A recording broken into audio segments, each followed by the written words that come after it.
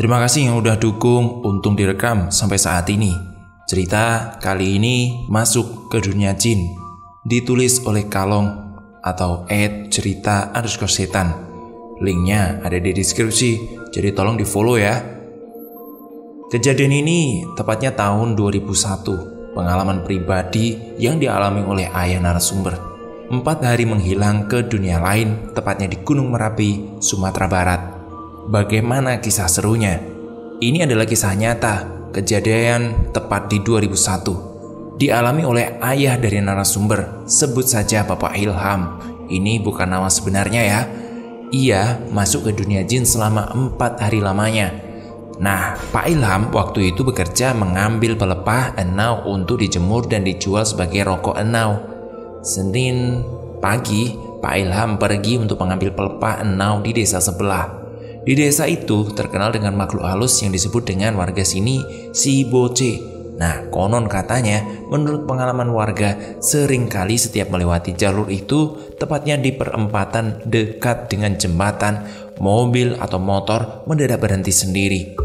Sewaktu Pak Ilham hendak mengambil pelepah enau di sana, dia tak lupa membawa golok beserta sarungnya, tentunya untuk memotong enau ya. Ketika Pak Ilham memanjat pohon enau dan hendak memotong enau, tiba-tiba goloknya menghilang. Yang ada hanya sarungnya saja. Tapi dia turun kembali dan mencari-cari di sekitar sana, namun tidak juga ditemukan. Pak Ilham berpikir mungkin goloknya disembunyikan oleh si Boce. Ampek lah, kamano pai ladi yang den tadi ladi sarua lodek si Boce koma. Yang artinya gini, sialan, kemana perginya golokku? Pasti ini disembunyikan si Boce, kata Pak Ilham. Saya pribadi, anak Pak Ilham di sini tidak begitu yakin apakah golok itu memang disembunyikan atau Pak Ilham memang menjatuhkannya. Namun yang pasti Pak Ilham sudah berkata kasar di tempat mereka itu. Dan kejadian itu dimulai dari sini. Belum selesai makan, Pak Ilham seperti mendengar ada yang memanggil di luar rumah. Setelah dia melihat dari jendela seperti 2 anak gadis, dan entah kenapa pikiran Pak Ilham saat itu kosong. Tiba-tiba Pak Ilham mengikuti 2 orang itu. Sampainya di kaki Gunung Merapi. Di sana banyak orang. Pak Ilham bertemu dengan warga kampung juga sebelah. Mau pergi kemana kamu?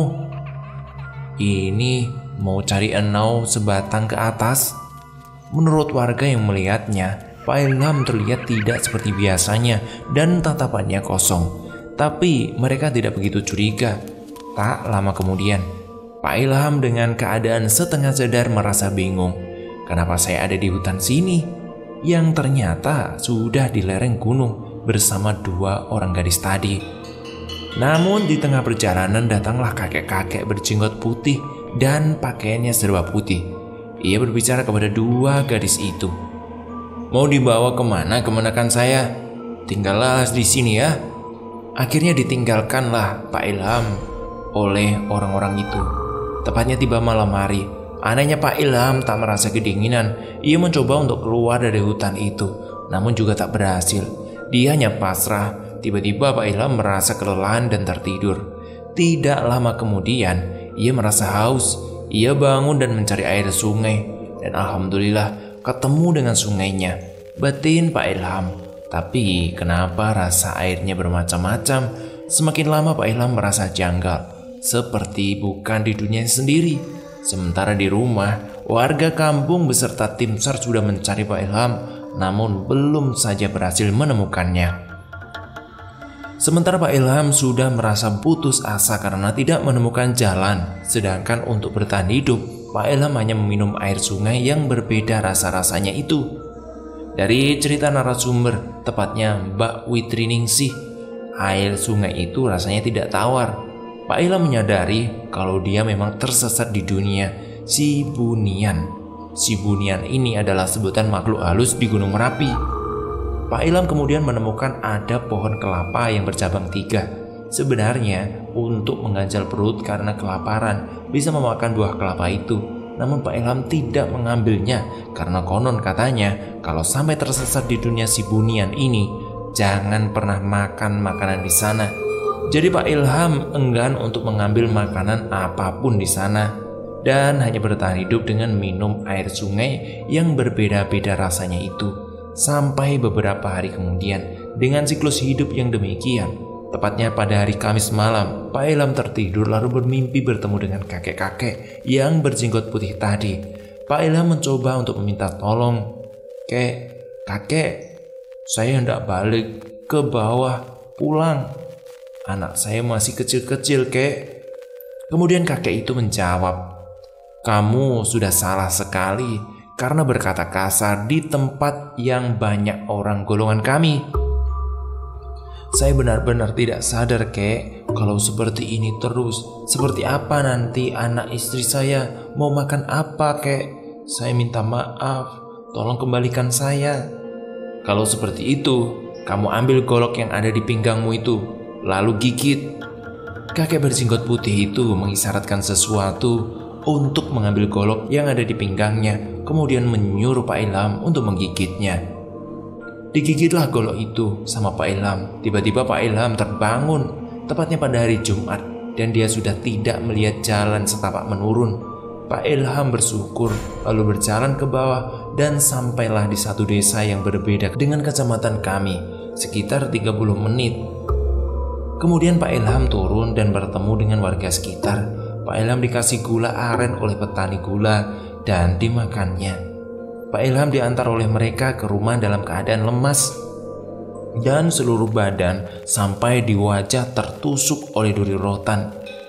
Pak Ilham langsung dibawa ke rumah sakit terdekat dan alhamdulillah sekarang Pak Ilham sudah sehat lagi. Ia bersyukur kepada Tuhan Yang Maha Esa karena masih diberi kesempatan untuk bertemu keluarga kecilnya. Tepatnya pada 2005, kejadian serupa juga ditimpa oleh kakak sepupu Mbak Witri, tepatnya narasumber. Kakaknya itu juga menghilang dan ternyata dia juga dilarikan oleh si Bunian ini. Sampai sekarang tidak ditemukan. Sebenarnya sedih, tapi tidak tahu harus mencari di mana.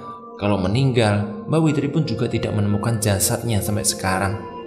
Bedanya, kakak sepupunya itu kemudian memang sedang bersedih sewaktu itu, sementara Pak Ilham tidak.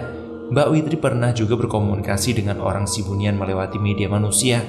Katanya kakek-kakek itu orang Siak atau orang alim di sana.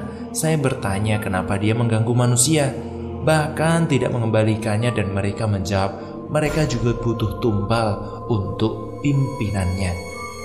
Sebenarnya waktu itu saya, tepatnya narasumber dan teman saya, hendak memanggil kakek itu lewat media tubuh teman saya. Tapi teman saya tidak kuat karena kakek itu ternyata lebih kuat daripada yang saya duga. Dan akhirnya sampai sekarang kakak sepupu Mbak Witri tidak ditemukan. Setelah ditanya kepada orang pintar, ternyata kakak sepupu sudah menjadi orang Sibunian atau sudah berkeluarga di sana. Pihak keluarga sudah mengikhlaskan kepergiannya. Semoga saja keluarga Mbak Fitri diberikan kesehatan dan perlindungan oleh Tuhan Yang Maha Esa. Cerita ini langsung dari Mbak Witri @witri.ningsih. Jika teman-teman mau menanyakan banyak hal, langsung saja sama Mbak Witri ya. Terima kasih. Sedikit cerita saja, kenapa treat ini sempat berhenti? Ya, lupa dari Mbak Witri selaku narasumber. Untuk semua yang mau bepergian naik gunung ataupun kemana saja, jangan lupa untuk selalu menjaga sopan santun, apalagi menjaga lisan, karena kita hidup berdampingan. Satu lagi, tepatnya semalam waktu saya mau menyelesaikan tulisan ini, diganggu sama makhluk yang mempunyai rambut panjang dan berpakaian serba putih kusut. Jadi semalam saya lagi di depan rumah untuk menyiapkan kopi dan rokok. Saat saya masuk untuk mengambil sarung biar nggak digigit nyamuk, kebetulan teras rumah saya ini di depan jalan menghadap ke barat dan sebelah kanannya ada kebun pisang banyak banget. Dan tepatnya sudah nggak ada orang lewat di situ. Saat saya sudah di teras dan sedang duduk manis satu tegukan kopi, saya mendengar ada suara burung tapi ketawa cekikian. Pernah dengar nggak sih? Gimana ya suaranya? Saya juga baru merasakan kali ini. Tiba-tiba seperti ada seseorang yang menengok, sekedar mengintip dari bilik tembok sebelah kanan, tepatnya di kebun pisang itu. belum merasakan aneh. Saya datengin saja buat mastiin apa orang apa bukan. Kalau ada kan bisa buat nemenin ngopi kan sekalian. Pas saya samperin, gak ada siapa-siapa. Ya sudah, akhirnya saya putuskan itu hanya halusinasi saja. Tapi lama-kelamaan kok semakin intens ngintipnya. Udah mulai was-was saat itu. Mungkin dia udah merasakan saya ketakutan, terus mendengar lagi suara cekikikan itu, persis seperti suara burung. Tiba-tiba nongol lagi kepalanya, ngintip 2 kali. Saat ngintip, kemudian hilang. Udah dari situ saya nyerah, saya masuk rumah, gak jadi nerusin cerita itu. Dan akhirnya baru bisa nyelesain sekarang. Terima kasih. Yang masih penasaran dengan hantu bunian, bisa langsung tanya-tanya ya. Tulisan ini ditulis oleh @cerita_setan atau Kalong. Jadi teman-teman bisa di follow, bisa tanya langsung soal hantu bunian yang menghuni Gunung Merapi, Sumatera Barat.